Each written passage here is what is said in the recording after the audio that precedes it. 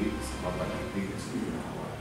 Itu diusung ya, itu bukan mendaftar, tapi diusung oleh Partai Golkar. Karena nggak bisa dikatakan mendaftar, karena kalau mendaftar beliau masih SN, diusung oleh itu mulai ditugasi itu sebelum pilot. Perkembangan sekarang ke depan ini ada muncul lagi satu nama, karena di ketentuan kita itu usulan dari DPD masuk ke DPD tingkat kota atau kabupaten, masuk ke DPD Jabar, itu pihak Jabar itu bisa menetapkan nama. Muncullah nama Pangatiana itu dari DPD Jabar. DPD Jabar masuk lagi ke DPP, itu DPP pun bisa mengusulkan nama, karena ketentuan di kita itu seperti itu, ketentuan di internal partai.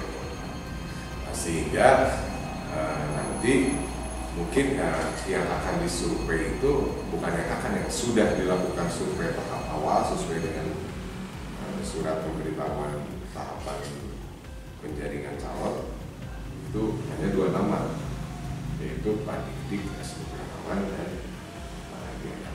Ini hanya 2 nama yang disurvei. Nah, sekarang saya mungkin akan melakukan informasi hasil survei yang dilakukan oleh Partai Golkar, di mana DPP Partai Golkar itu merekomendasikan 14 lembaga survei. Tapi yang survei yang dilakukan oleh di Cimahi untuk bakal calon wali kota itu oleh Poltreking Indonesia. Periode surveinya yaitu tanggal 17 sampai dengan 20 Mei. Periode surveinya. Respondennya itu ada 400 orang respondennya. Nah, metodenya pakai sama seperti yang lain, multi-step random sampling, margin errornya plus minus 4,9%.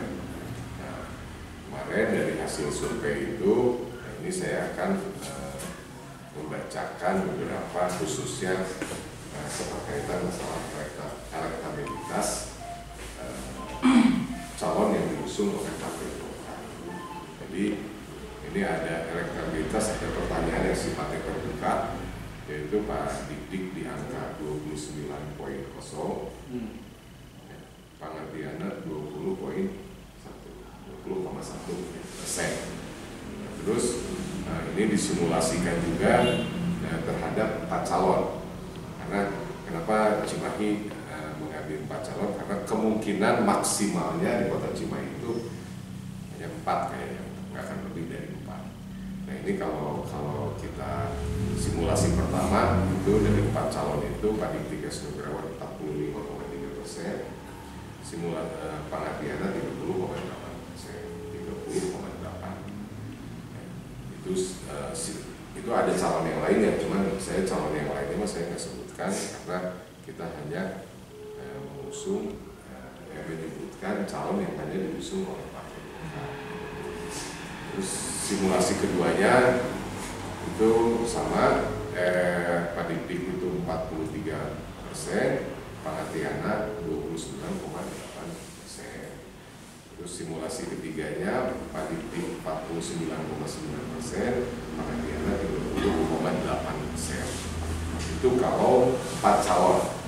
Nah, berikutnya ada lagi simulasi 3 calon. Karena Cimahi mungkin juga 3 calon. Nah, jadi simulasi pertamanya Pak Dik 54,5%, Pangatiana 33,1%. Itu untuk 3 calon. Terus simulasi keduanya, berarti simulasi keduanya nanti yang calon tadi di simulasi pertama ada, jadi ganti orang gitu kan biasanya. Nah simulasi keduanya Pak Dik 46,8%, Pangatiana 30,5%.